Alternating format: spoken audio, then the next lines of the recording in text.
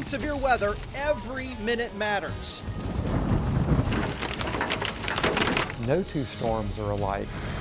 Each storm is different, but the way you should prepare stays the same. From emergency alerts to watches and warnings, meteorologists want to keep you safe. How can we ring the bell louder for these rare events? We're bringing you the stories and messages from those who survived deadly weather and what they learned from the storms. I just got down and I said, God, please help me make it through it. Your local weather authority is working for you to plan before the next storm hits. This is When Minutes Matter. Good evening. I'm Chief Meteorologist Jeff Hanowich. And I'm meteorologist Chris Michaels. Severe Weather Awareness Week in Virginia runs from March 7th through the 11th. From tornadoes to derechos and floods, tonight we're working for you to explain the threats for our area and, most importantly, what you can do to prepare for them. Your local weather authority put together a series of stories from across all of our zones, beginning with the June 2012 derecho. I remember that day 10 years ago well. I had a 2-month-old baby and no electricity for weeks. We haven't seen a derecho of that magnitude since then, thank goodness. I spoke with the National Weather Service in Blacksburg about just how rare that storm was. June 29th, 2012, a day many of us will never forget. It started out pretty quiet, but began very warm. The low temperature to start that late June day was, get this, 84 degrees. And as we always say during severe weather season, the warmer and more humid you are, the more instability you have. By afternoon, we had fairly widespread 100-degree heat. Lynchburg hit 103. Danville topped out at 104. Roanoke also reached 104 degrees, which was the hottest day in 29 years. It tied for the hottest June temperature ever. By early that Friday, showers and thunderstorms started to blossom over the northern Great Plains. These showers and thunderstorms quickly strengthened, and before long, we had a full-fledged derecho on our hands. A derecho is a widespread windstorm that produces damage on a path of at least 250 miles, with wind gusts of at least 58 miles per hour. We have had derechos since then, but much less in terms of intensity. In fact, in 2013, in July, we had one come through, but it caused much less damage. So derechos in our area occur every 5 to 6 years, but one of that magnitude, it may be a once in a 40 to 50 year event. Damage extended from Illinois and Indiana southeast into the Commonwealth. That's more than 600 miles. 22 people died, many from trees falling on homes or vehicles. 5 of those people died in Virginia, including a firefighter who was responding in Boone's Mill. These deadly storms caused more than $2.9 billion in damage. One of the biggest impacts from the storm was power outages. This derecho caused the largest non-hurricane related power outage on record. Close to 4 million people were without power because of the strong winds from the storm. Of that number, 1 million were right here in Virginia. The strongest wind gust in our area was 81 miles per hour. Storms like this are uncommon for us. All the ingredients that day came together perfectly.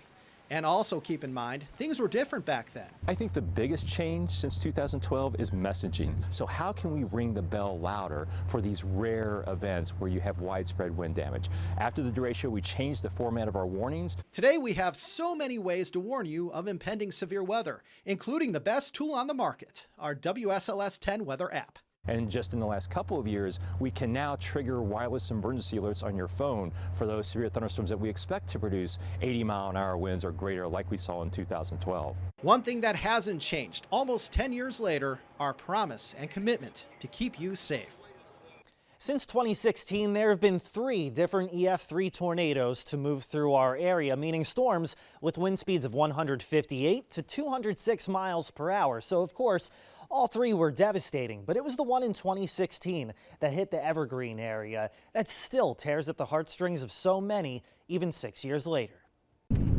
It seems to look like only yesterday. Nancy Harris can still remember everything about the Evergreen tornado, from the way it looked I could see the blackest cloud. to the devastation it left behind. I thought, well, what is happening? Then I looked, and trees were all over the place. The community would have to pick up the pieces, as would Harris. Her home and her husband, her world, taken away in a matter of seconds. And I lost my husband and lost my best friend. Seconds that seemed like an eternity. It was unreal. It was just kind of like you were in a bad dream, and you hoped that you'd wake up. The EF3 tornado, with winds of 140 to 145 miles per hour, left more than 100 homes damaged along a path of nearly 20 miles, what Harris calls a war zone. Today, Evergreen looks different. More than 6 years later, the community's resilience shines through. Homes have been rebuilt, including Harris's, thanks to a partnership between 10 News, God's Pit Crew, and Spirit FM. I was blessed. I don't know what I would have done. Like most who grieve the loss of a loved one, Harris acknowledges the challenges faced since that tragic day. Keith and I were blessed 54 years to be married. And it's a sad time too now. But he would have wanted me to keep going. She, like most in her community, reliant on her faith, family, and friends. Evergreen, stronger than before. Proof that tragedy isn't something you get over, but something you get through together. It's a blessing to know that people have gotten back, their lives have gotten back, and of course, mine too. The Appomattox County tornado, a sobering reminder that our area is not immune to severe weather. We'll show you why minutes mattered in a more recent tornado coming up in about 7 minutes. Severe weather is more than just strong winds. Floods fall under that category too. What you see now is from the deadly 2016 flooding. Meteorologist Justin McKee spoke with an emergency manager in Allegheny County about what they learned from that day and how they're using that knowledge to improve your safety. June 24th, 2016, a day that lives in infamy for survivors in Covington, Allegheny County, and Greenbrier County. The area we're standing right now, it came up to almost the bottom of the bridge. It crested right at 18 feet, which is almost double flood stage. The National Weather Service says it was a 1,000-year flood, as up to 10 inches of rain fell in 12 to 24 hours. The rushing waters took the lives of at least 23 people, including 15 in Greenbrier alone. The stories of those the flood left behind, heartbreaking. It was just really scary, and I didn't really like it, and I cried a little bit. Gunnar Ward, a 10-year-old survivor in Raynell, scarred by what he saw. When it rains hard, I sometimes panic, and when the creeks get high, I panic sometimes. And Ronnie Scott, mourning his wife Belinda, who died from severe burns after their home in White Sulphur Springs exploded. So I walk up beside the bed, and I can't touch her or the bed or nothing. I said, Belinda, I love you. Ryan Muterspaw with the Allegheny Department of Public Safety has worked the past 6 years to remind residents to be ready for the next flood.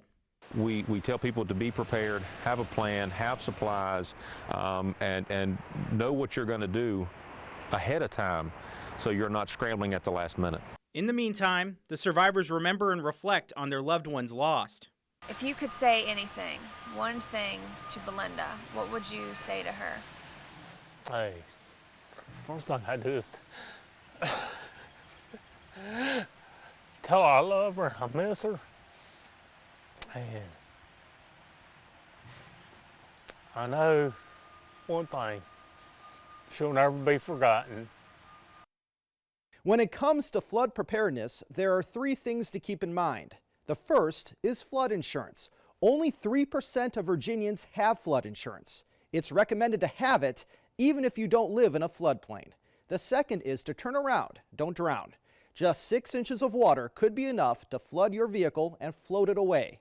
Finally, and most importantly, get to higher ground as fast as you can. The minutes before a severe storm matter the most. People hear that and they're more likely to take shelter. How the National Weather Service works to keep you safe during emergencies, and what they do if they think a tornado touched down in your area.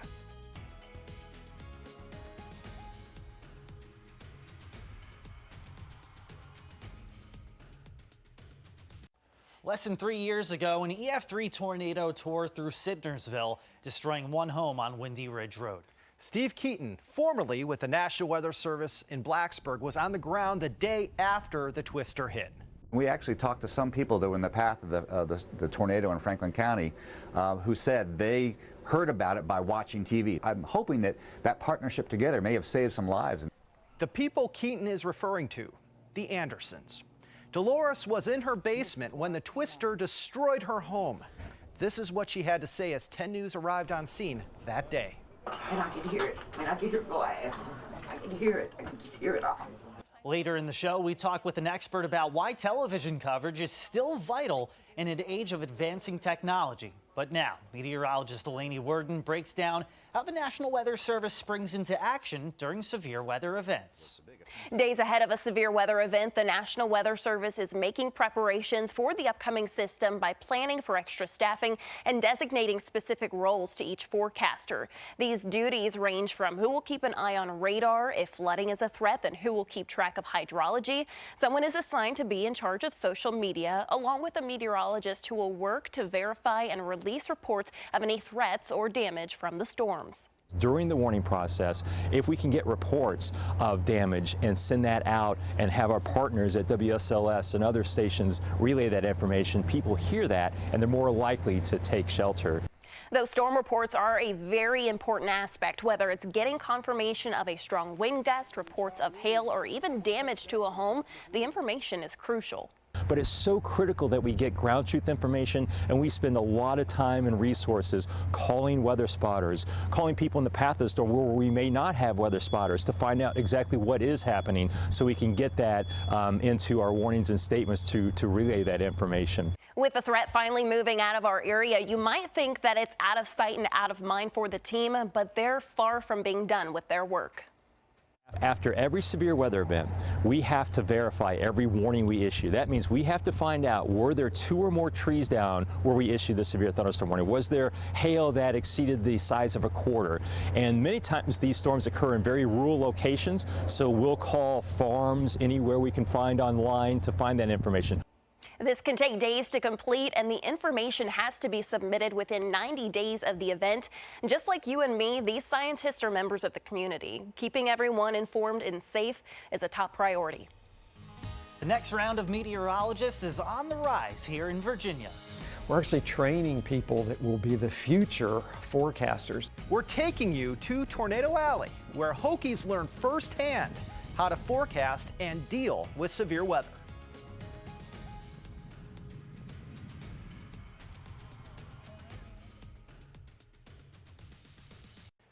The next generation of meteorologists are learning how to spot and deal with severe storms like tornadoes firsthand. Meteorologist Justin McKee explains how students at Virginia Tech get real-life experience with the weather.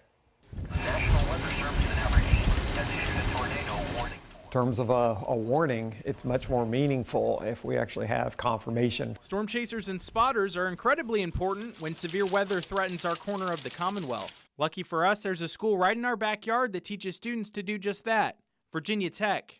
As part of the department's meteorology program, a field experience is required for every graduate.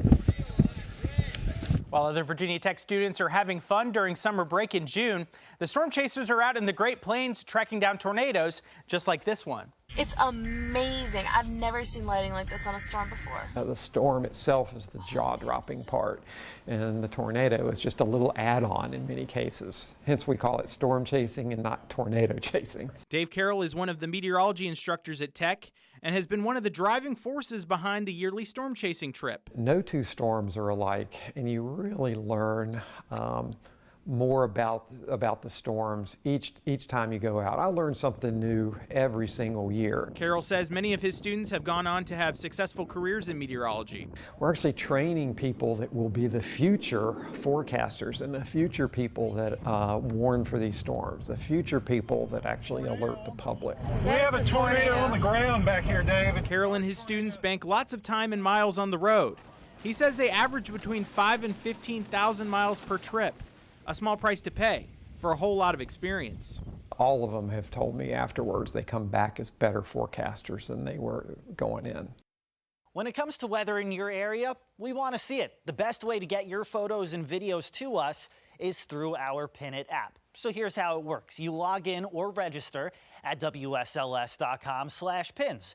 Then you just pick your photo or video and upload it. They all go right here on our website, and you may even see them in a newscast, like this awesome cloud shot from Joe in the Roanoke Valley, or from James and Nancy in the Allegheny Highlands with the snow-covered forest. From floods to strong winds and tornadoes, there are ways to protect yourself. The 3 steps you should take to be prepared for when severe weather hits.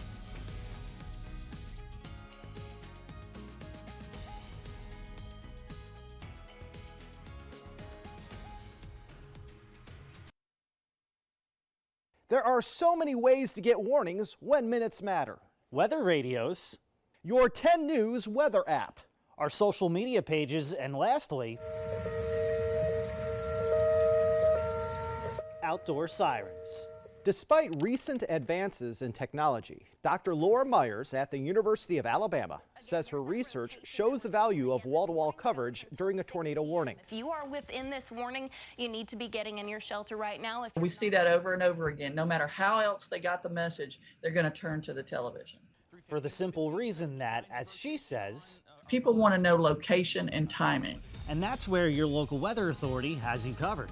On air, online, on social media, and on our app. You can get the latest alerts, timing, and impacts when minutes matter.